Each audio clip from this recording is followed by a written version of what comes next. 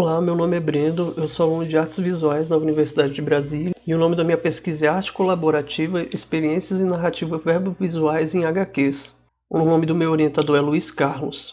Bom, o intuito da pesquisa é investigar o processo de criação dessas histórias em quadrinhos a partir da colaboração entre os sujeitos envolvidos no processo e a relação verbo-visual. Para isso, eu escolhi duas obras. A primeira é Vida à Deriva, de Yoshihiro Tatsumi, publicada originalmente em 2008.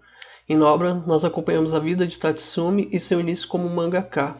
Tatsumi foi um dos criadores do movimento Gekiga, um movimento que nasceu no Japão, na cidade de Osaka, em 54 e foi cunhado de fato em 56 na revista Kage. Na obra do Tatsumi, a gente tem uma colaboração que não é direta, né? Uma colaboração indireta, pois por se tratar de uma obra que é autobiográfica, mas que por vezes passa por uma fabulação e por uma autoficção, ela tem como os colaboradores, até mesmo dessas revistas do período do pós-guerra, eram colaboradores que publicavam suas histórias curtas nessas revistas, assim como também os editores e o capista, e também a própria história de vida de Tatsumi, né? Que para isso a gente tem que levar em consideração toda a sua experiência de vida ao longo desses anos. A segunda obra que eu trouxe para análise foi Do Inferno. Em Do Inferno, a obra do Alan Moore, em colaboração com Ed Campbell. E na obra, Alan Moore e Ed Campbell remontam as possibilidades acerca da identidade de Jack Stripador. Uma narrativa em que os autores trabalham numa colaboração direta, pois aqui nós temos um desenhista, né, e um roteirista, já nos moldes americanos. Por mais que nessa época o Alan Moore já não estivesse mais trabalhando para as grandes editoras norte-americanas. Ele é um roteirista, né? O Alan Moore. E o Ed Campbell, ele entrou como desenhista nessa colaboração com o Alan Moore. E Do Inferno é uma HQ muito primorosa, porque ele conta com extensas pesquisas bibliográficas feitas pelo Alan Moore e também geográficas, que foram acompanhadas pelo Ed Campbell. E é possível observar a sincronia entre os dois para fazer esse projeto, né?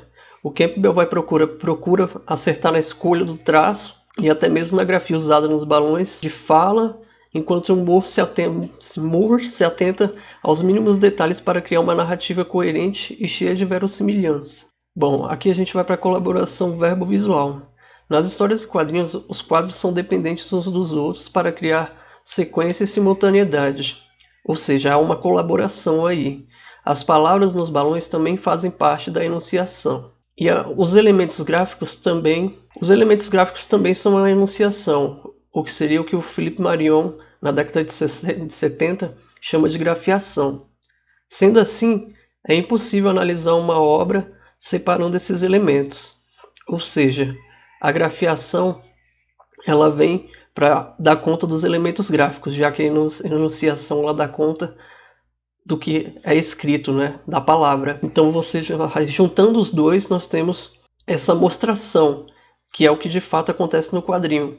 E o que também acontece no quadrinho, o que torna ele uma mídia extremamente colaborativa, é que depois dessas duas coisas juntas, essa enunciação junto dessa grafiação, nós temos essa mostração, e essa mostração ela está por conta do leitor. O leitor ele se torna ativo neste momento.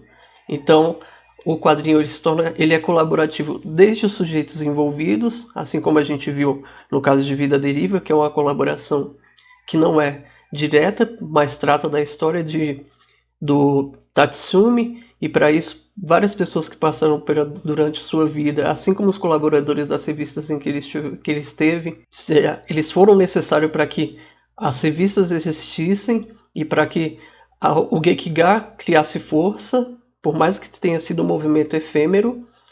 E no caso do Inferno, a gente tem uma colaboração direta com o Alan Moore e o Ed Campbell.